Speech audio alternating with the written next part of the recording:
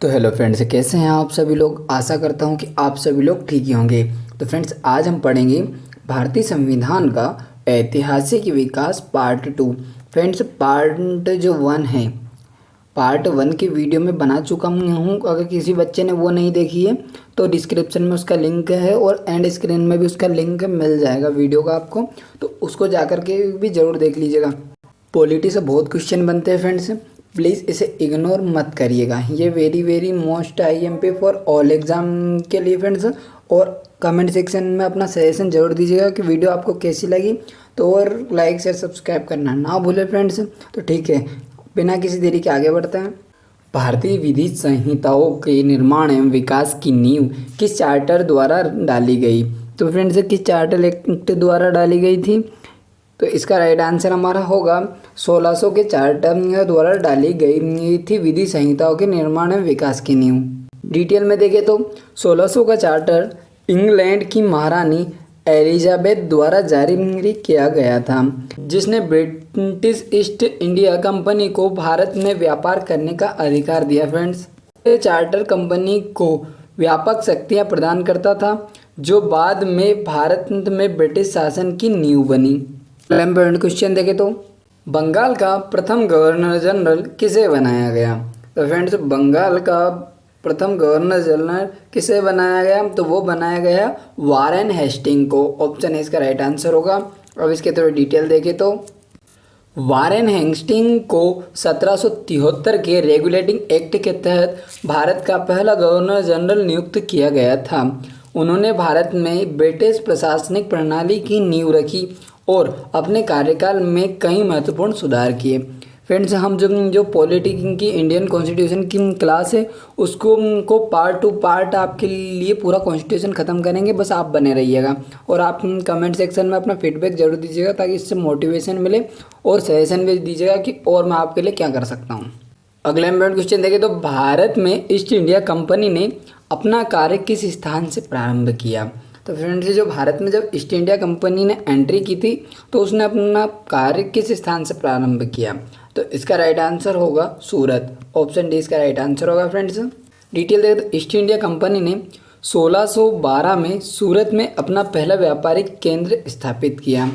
यह स्थान कंपनी के प्रारंभिक व्यापारिक गतिविधियों का प्रमुख केंद्र था और यहाँ से उन्होंने अपना व्यापारिक विस्तार शुरू किया। फ्रेंड्स, अगला इम्पोर्टेंट क्वेश्चन देखें तो गवर्नर जनरल का पद किस अधिनियम द्वारा बनाया गया है।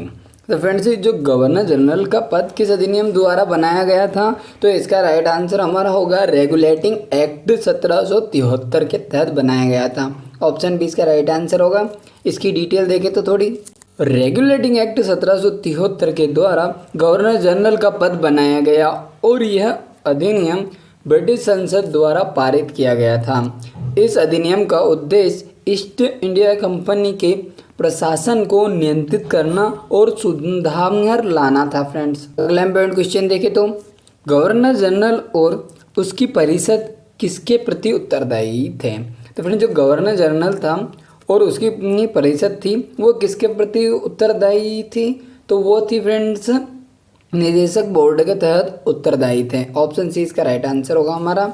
डिटेल देखें तो डिटेल में रेगुलेटिंग एक्ट 1773 के अनुसार गवर्नर जनरल और उसकी परिषद इंग्लैंड में स्थित निदेशक बोर्ड के प्रति उत्तरदायी थे। निदेशक बोर्ड कंपनी के कार्यों की निगरानी करता था और प्रशासनिक निर्णयों के लिए जिम्मेदार भी था। फ्रेंड्स, अगला इम्पोर्टेंट क्वेश्चन देखें तो ईस्ट इंडिया कंपनी पर संसदीय नियंत्रण का प्रथम प्रयास किस अधिनियम के तहत किया गया। फ्रेंड्स, जो ईस्ट इंडिया कंपनी है उस पर जो संसदीय नियंत्रण का प्रथम प्रयास अधिनियम के तहत किसके किया गया था, तो वो किया गया था रेगुलेटिंग एक्ट 1773 के तहत। ऑप्शन ए इसका राइट आंसर होगा। फ्रेंड्स, इसकी डिटेल में देखें तो रेगुलेटिंग एक्ट 1773 ब्रिटिश संसद द्वारा पारित पहला अधिनियम था जिसने ईस्ट इंडिया कंपनी पर संसदीय नियंत्रण स्थापित किया। फ्रेंड्स, इस अधिनियम ने कंपनी के प्रशासन को विनियमित करने और भ्रष्टाचार को रोकने का प्रयास किया। फ्रेंड्स, तो हमारा अगला क्वेश्चन होगा कलकत्ता या कोलकाता में उच्चतम न्यायालय की स्थापना कब की गई। तो वो की गई है फ्रेंड्स 1774 को। ऑप्शन बी इसका राइट आंसर होगा हमारा। थोड़ा डिटेल देखें इसकी तो रेगुलेटिंग एक्ट 1773 के तहत कलकत्ता अब कोलकाता में 1774 में उच्चतम न्यायालय की स्थापना की गई फ्रेंड्स।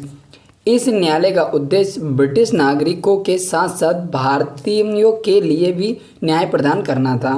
इम्पोर्टेंट क्वेश्चन देखें तो कलकत्ता या आज का कोलकाता उच्चतम न्यायालय में मुख्य न्यायाधीश कौन थे? तो स्टार्टिंग में जो मुख्य न्यायाधीश थे फ्रेंड्स वो थे sir Elijah Impey. Option A इसका राइट आंसर होगा हमारा फ्रेंड्स।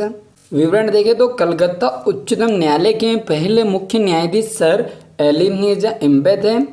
उनके साथ न्यायाधीश चैम्बर्स, लिमेस्टर और हाइट भी थे फ्रेंड्स।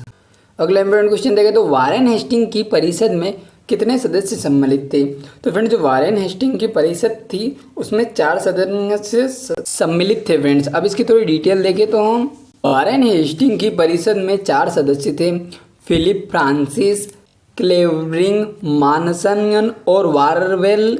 इन सदस्यों का कार्य गवर्नर जनरल की सहायता करना था फ्रेंड्स। पिट्स इंडिया एक्ट 1784 द्वारा गवर्नर जनरल के सदस्यों की संख्या घटाकर कितनी कर दी गई? तो वो कर दी गई फ्रेंड्स 3। ऑप्शन बी इसका राइट आंसर होगा हमारा। अब इसकी थोड़ी डिटेल देखें तो पिट्स इंडिया एक्ट 1784 के द्वारा गवर्नर जनरल की परिषद के सदस्यों की संख्या घटाकर 3 कर दिया गया, जिसमें प्रांत का मुख्य सेनापति होना अनिवार्य था फ्रेंड्स। अगला क्वेश्चन कि पिट्स इंडिया एक्ट 1784 के द्वारा कंपनी के किस क्रियाकलापों को अलग कर दिया गया? तो फ्रेंड्स जो राजनीतिक एवं व्यापारिक क्रियाकलाप हैं, एक्टिविटीज़ हैं, उन्हें अलग कर दिया गया। ऑप्शन ए इसका राइट आंसर होगा हमारा। डिटेल देखें तो पिट्स इंडिया एक्ट 1784 ने कंपनी के राजनीतिक और व्यापारिक गतिविधियों को अलग कर दिया, जिससे प्रशासनिक कार्यों में सुधार हुआ फ्रेंड्स। अगला इंपॉर्टेंट क्वेश्चन देखें तो अंग्रेजों को भारत में आकर बसने और व्यापार करने के लिए लाइसेंस की अनिवार्यता किस चार्टर्ड एक्ट द्वारा की गई थी? तो फ्रेंड जो अंग्रेज आए थे भारत में उनको व्यापार करने की अनुमति और लाइसेंस की अनिवार्यता किस चार्टर एक्ट के द्वारा दी गई थी भारत में? तो वो दी गई थी 1813 के चार्टर एक्ट के द्वारा।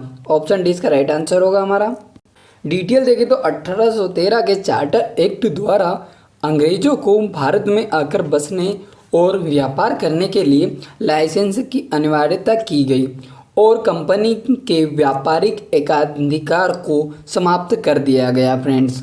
अगला इंपॉर्टेंट क्वेश्चन देखें तो एक्ट ऑफ सेटलमेंट 1781 के द्वारा गवर्नर जनरल इन काउंसिल को किसकी अधिकारिता से मुक्त कर दिया गया? तो फ्रेंड्स किसकी अधिकारिता से मुक्त कर दिया गया? तो उच्चतम न्यायालय की अधिकारिता से मुक्त कर दिया गया। ऑप्शन सी इसका राइट आंसर होगा हमारा। एक्ट ऑफ सेटलमेंट 1781 के द्वारा गवर्नर जनरल इन काउंसिल को उच्चतम न्यायालय की अधिकारिता से मुक्त कर दिया गया और उच्चतम न्यायालय की राजस्व अधिकारिता भी समाप्त कर दी गई फ्रेंड्स। अगला इंपॉर्टेंट क्वेश्चन देखिए तो पिट्स इंडिया एक्ट 1784 के द्वारा कंपनी के कर्मचारियों पर किस पर प्रतिबंध लगा दिया गया? तो फ्रेंड्स जो 1784 का पिट्स इंडिया एक्ट है उसके द्वारा कंपनी के कर्मचारियों पर किस पर प्रतिबंध लगा दिया गया? तो वो लगाया गया उपहार ग्रहण करने पर। ऑप्शन बी इसका राइट आंसर होगा फ्रेंड्स। डिटेल में आपको बताऊं तो पिट्स इंडिया एक्ट 1784 के द्वारा कंपनी के कर्मचारियों पर उपहार ग्रहण करने पर प्रतिबंध लगा दिया गया, जिससे भ्रष्टाचार पर नियंत्रण हो सके फ्रेंड्स। अगला इंपॉर्टेंट क्वेश्चन देखें तो लॉर्ड कॉर्नवालिस को मुख्य सेनापति और गवर्नर जनरल दोनों की शक्तियां किस अधिनियम द्वारा प्रदान की गई फ्रेंड्स? तो लॉर्ड जो कॉर्नवालिस हैं उनको मुख्य सेनापति और गवर्नर जनरल दोनों की शक्तियां प्राप्त थी फ्रेंड्स, जैसा कि आपको पता। तो किस अधिनियम द्वारा प्राप्त थी? तो वो थी 1786 का अधिनियम के द्वारा। ऑप्शन सी इसका राइट आंसर होगा हमारा फ्रेंड्स। की डिटेल देखें तो 1786 के अधिनियम द्वारा लॉर्ड कॉर्नवालिस को सर्वप्रथम मुख्य सेनापति एवं गवर्नर जनरल दोनों की शक्तियां प्रदान की गई, जिससे उन्हें भारतीय प्रशासन पर अधिक नियंत्रण प्राप्त हुआ है। फ्रेंड्स मैं आपको बता दूं डेली AM पर हमारी डेली क्लास आ जाती है करंट अफेयर की यहाँ पर यूट्यूब चैनल पर, और डेली 8 PM पर हम करंट अफेयर की PDF प्रोवाइड आपको टेलीग्राम चैनल पर कर देते हैं। तो प्लीज़ हमें लाइक शेयर सब्सक्राइब करना ना भूले फ्रेंड्स, और कमेंट सेक्शन में बोलिएगा आपको वीडियो कैसी लगी और दीपक सर की मेहनत कैसी लगी आपको। तो चलिए आगे चलते हैं क्वेश्चन पे हम। तो हमारा अगला क्वेश्चन होगा, बोर्ड ऑफ कंट्रोल के सदस्यों के वेतन भारतीय राजस्व से देने का प्रावधान किस चार्टर एक्ट द्वारा किया गया। मतलब किस चार्टर एक्ट के द्वारा ये प्रावधान किया गया था फ्रेंड्स, भारतीय राजस्व से उनके कंट्रोल के सदस्यों का वेतन देने को। तो इसका राइट आंसर होगा 1793 का चार्टर एक्ट के तहत। ऑप्शन सी इसका राइट आंसर होगा फ्रेंड्स। आप इसकी थोड़ी डिटेल देखें तो 1993 के चार्टर एक्ट द्वारा यह प्रावधान किया गया था कि बोर्ड ऑफ कंट्रोल के सदस्यों को वेतन भारतीय राजस्व से दिया जाएगा। इस एक्ट के माध्यम से ब्रिटिश सरकार ने कंपनी के प्रशासनिक कार्यों में और अधिक हस्तक्षेप किया फ्रेंड्स। 1813 के अधिनियम, सॉरी फ्रेंड्स इसमें आंसर है ना जो क्वेश्चन में ही दे दिया गया था, एडिट करने में मिस्टेक हो गई। 1813 के अधिनियम द्वारा भारत में ईसाई मिशनरियों को धर्म प्रचार की अनुमति और भारतीयों की शिक्षा पर 1 लाख रुपए व्यय निर्धारित किया गया था। यह किस चार्टर एक्ट के द्वारा किया गया था? तो यह हम पढ़ चुके 1813 का चार्टर एक्ट के द्वारा किया गया था।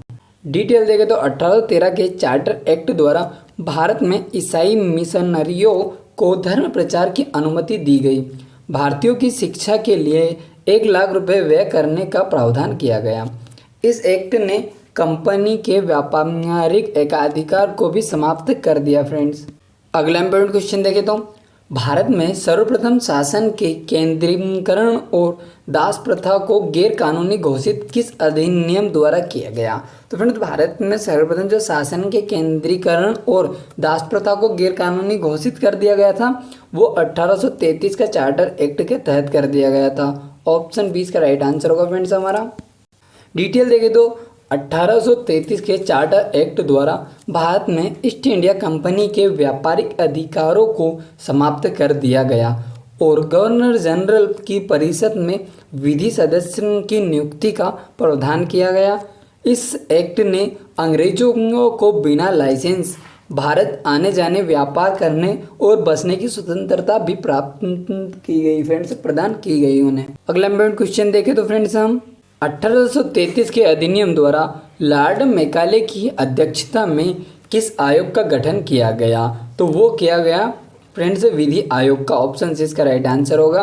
तो फ्रेंड्स 1833 अधिनियम द्वारा लॉर्ड मैकाले की अध्यक्षता में विधि आयोग का गठन किया गया था। अब इसकी थोड़ी डिटेल देखें तो इसकी डिटेल हम देखें तो 1833 के चार्टर एक्ट के तहत लॉर्ड मैकाले की अध्यक्षता में प्रथम विधि आयोग का गठन किया गया फ्रेंड्स। इस आयोग का उद्देश्य क्या था? तो भारतीय कानूनों की समीक्षा करना और सुधार लाना था फ्रेंड्स। तो फ्रेंड्स वीडियो आपको कैसी लगी कमेंट सेक्शन में आप ज़रूर बताइएगा। अगर आपको आपके दीपक सर की मेहनत और वीडियो का कंटेंट क्वालिटी पसंद आई हो तो कमेंट जरूर करिएगा। कमेंट में कुछ भी सजेशन हो वीडियो से रिलेटेड वो भी दीजिएगा। किसी और टॉपिक पर वीडियो चाहिए आपको तो वो भी बोलिएगा। और ठीक है फ्रेंड्स, मिलते हैं अगली वीडियो में, तब तक के लिए bye, take care, see you.